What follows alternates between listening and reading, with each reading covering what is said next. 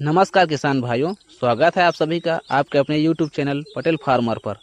किसान भाइयों, मूंगफली की खेती कम देख रेख और कम लागत में बहुत ही अच्छी कमाई देने वाली फसल है।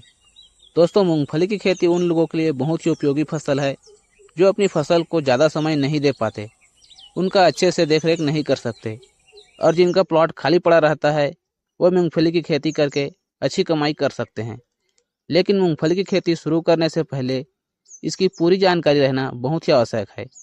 और आज की इस वीडियो में मैं अपने लंबे समय के एक्सपीरियंस से मूंगफली की खेती करने का सही समय कौन सा रहता है, मिट्टी और बीज का चुनाव कैसे करना चाहिए, खाद पानी कब और कैसे देना चाहिए और इसमें लगने वाले रोग एवं समस्याएं और इनके निवारण की पूरी जानकारी देने वाला हूं, जिससे मूंगफली की खेती में अधिक से अधिक उत्पादन लिया जा सके।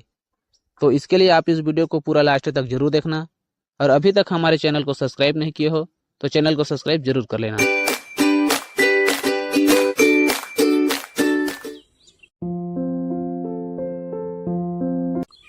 किसान भाइयों, किसी भी फसल में अच्छा उत्पादन लेने के लिए उसकी खेती उसके सही समय पर ही करना उचित रहता है।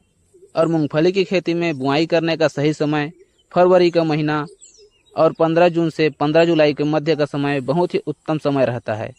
इस टाइम पर मूंगफली की बुआई करने से पौधे में बहुत ही अच्छा ग्रोथ देखने को मिलता है और फसल पर रोग लगने की संभावना बहुत ही कम रहता है, जिस वजह से मूंगफली की फसल में बहुत ही अच्छा प्रोडक्शन होता है।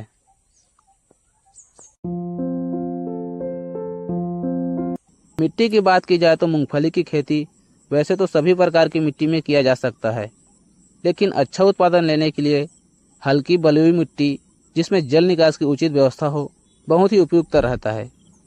खेत के अच्छे से 2 से 3 बार जुताई करके उपलब्ध होने पर गोबर की खाद डालकर जमीन को भुरभुरा बना लेना चाहिए और कतारों पर बीज की बुआई करना चाहिए, जिसमें लाइन से लाइन की दूरी 30 सेंटीमीटर और पौधे से पौधे की दूरी लगभग 10 सेंटीमीटर रखना चाहिए और प्रत्येक पंक्ति पर 2-2 बीज की बुआई करना चाहिए।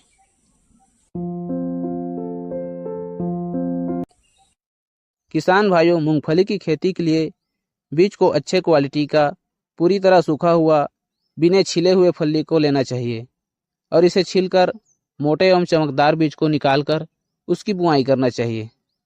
आप चाहो तो दाने के रूप में मिलने वाले बीज को भी लगा सकते हो, लेकिन दाने के रूप में मिलने वाले बीज का अच्छे से जर्मिनेशन नहीं हो पाता है। इसलिए मेरा सलाह रहेगा कि पूरी तरह सूखा हुआ खड़ी फली बीज का ही बुआई करें, जिसमें जर्मिनेशन 100% देखने को मिलेगा। सिंचाई की बात की जाए तो मूंगफली की फसल में 10 दिनों के अंतराल में या फिर ज़रूरत पड़ने पर इसमें सिंचाई करना चाहिए और जब पौधा 25 से 30 दिनों का हो जाए तब इसकी गुड़ाई करके इसमें पहला खाद देना चाहिए। खाद में यूरिया, पोटास, डीएपी, सुपरफास जो भी खाद उपलब्ध हो उसे डालकर इसमें मिट्टी चढ़ाना चाहिए। किसान भाइयों, मूंगफली की फसल में कई तरह के रोग एवं समस्याएं देखने को मिलता है, जिसमें सबसे पहले नंबर पर आता है जड़ गलन रोग।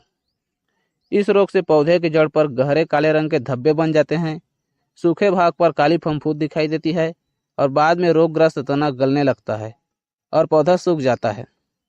और इस रोग के रोकथाम के लिए बुआई के पूर्व मैंकोजेब या ट्राइकोडर्मा से बीज को उपचारित करने के बाद ही बीज की बुआई करना चाहिए।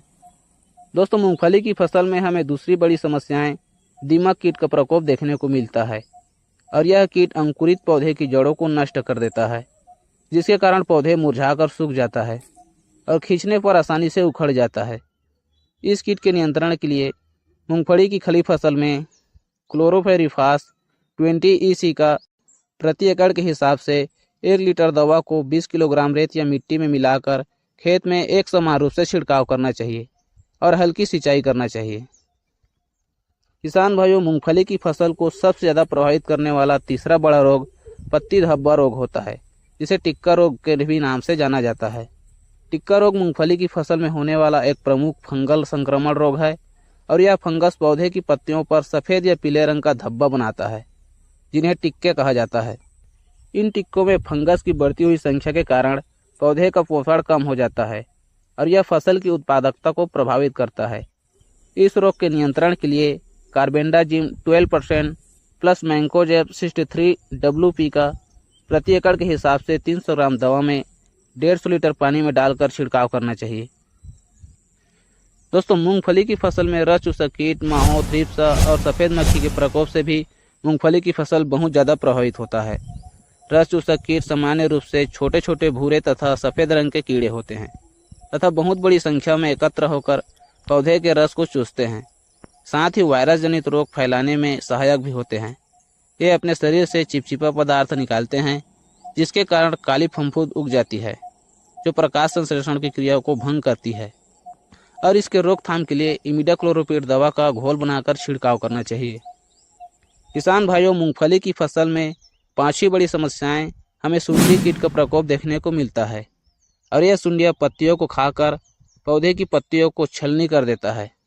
यदि इस कीट के आक्रमण शुरू होते ही इनकी रोकथाम न की जाए तो यह फसल को 50% से भी अधिक नुकसान पहुंचा सकता है। और इसकी रोकथाम के लिए क्विनॉल फॉस कीटनाशक दवा या कोई भी कीटनाशक दवा का स्प्रे करके बहुत ही आसानी से इसका नियंत्रण किया जा सकता है।